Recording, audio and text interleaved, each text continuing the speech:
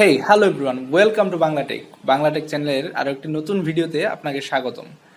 আজকের ভিডিওতে আমরা জানতে চলেছি প্রক্সিমিটি সেন্সর কি এবং এগুলোর প্রকারভেদ এবং এগুলোর কানেকশন কিভাবে কাজ দিতে হয়।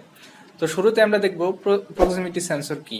প্রক্সিমিটি সেন্সর হলো এমন এক প্রকার সেন্সর যা কোনো রকম স্পর্শ ছাড়াই তার নিকটবর্তী কোনো একটা বস্তু শনাক্ত করতে পারে, সেটা হোক বস্তুর প্রকৃতি বা কতটুকু দূরত্বে আছে সেগুলা শনাক্ত করতে পারে। তো এই প্রক্সিমিটি সেন্সরগুলো সাধারণত দুই ধরনের হয়ে থাকে, একটা হচ্ছে পিএনপি আর একটা হচ্ছে এনপিএন টাইপ। পিএনপিটা হচ্ছে আপনার এর 3টা তার থাকে সাধারণত এই সেন্সরগুলোর, এবং 4 তারেরও পাওয়া যায়। 4 তারেরটা পরে আসতেছি। প্রথমত পিএনপি এবং এনপিএন 3 তারের থাকে, একটা হচ্ছে ব্রাউন আর একটা হচ্ছে ব্লু। এই দুটো হচ্ছে আপনার পজিটিভ এবং নেগেটিভ সাপ্লাই দেওয়া হয়, আর একটা হচ্ছে এর আউটপুটের জন্য একটা টার্মিনাল থাকে ব্ল্যাক।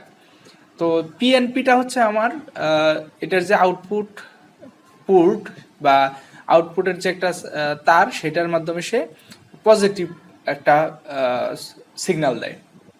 আর এনপিএন যেটা, সেটা হচ্ছে নেগেটিভ সিগন্যাল দেয়। ঠিক আছে, এই দুটো বিষয় মাথায় রাখেন।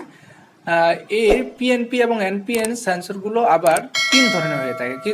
একটা আছে অ্যানো টাইপ, আরেকটা আছে এনসি টাইপ, আরেকটা পাওয়া যায় 4 তারের, যেটা হচ্ছে অ্যানো এনসি, দুইটা অপশনই পাওয়া যায় এই পিএনপি। তাহলে পিএনপি এবং এনপিএন দুই ধরনের সেন্সরগুলাই অ্যানো টাইপ পাওয়া যায়, এনসি টাইপ পাওয়া যায় এবং অ্যানো এনসি দুইটাই পাওয়া যায়, যেটা 4 তারের হয়ে থাকে।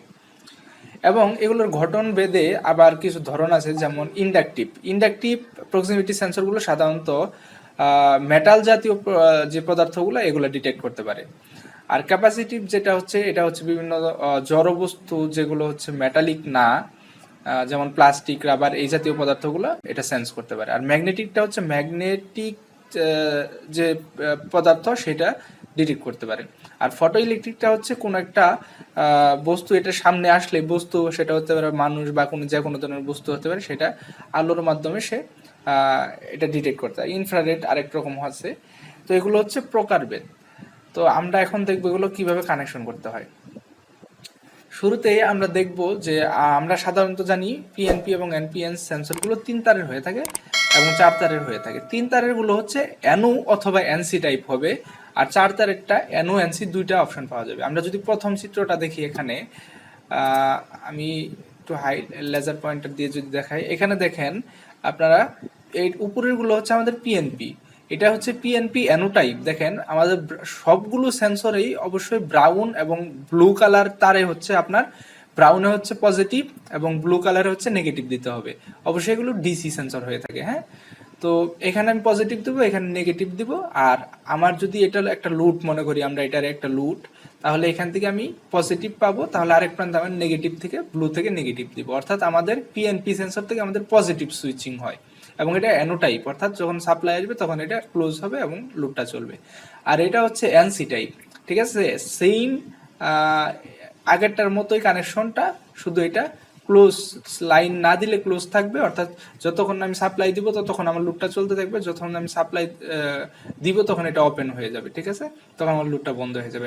NC type. আর এটা অ্যানো এনসি দুইটা অপশন পাওয়া যায় এটাতে। দেখেন আমাদের এখান থেকে পজিটিভ সুইচিং হবে, এগুলো থেকে অ্যানো আর এনসি, এখান থেকে পজিটিভ সুইচিং হবে, আর আমরা আরেকটা নেগেটিভ লোডে দিব, তাহলেই চলবে। এটা হচ্ছে লোডের সিম্বল। আর এনপিএন এর ক্ষেত্রে আমাদের এনপিএন এর ক্ষেত্রে আমি বলেছিলাম যে এখান থেকে নেগেটিভ সিগন্যাল পাওয়া যায়। তাহলে এটা যদি আমাদের লুট হয়, তাহলে এখান থেকে আমি নেগেটিভ পেয়েছি, তাহলে লুটকে আরেক পাশে কি দিতে হবে? পজিটিভ। সেই ক্ষেত্রে আমরা পজিটিভ এই কানেকশনটা দেওয়া হয়েছে।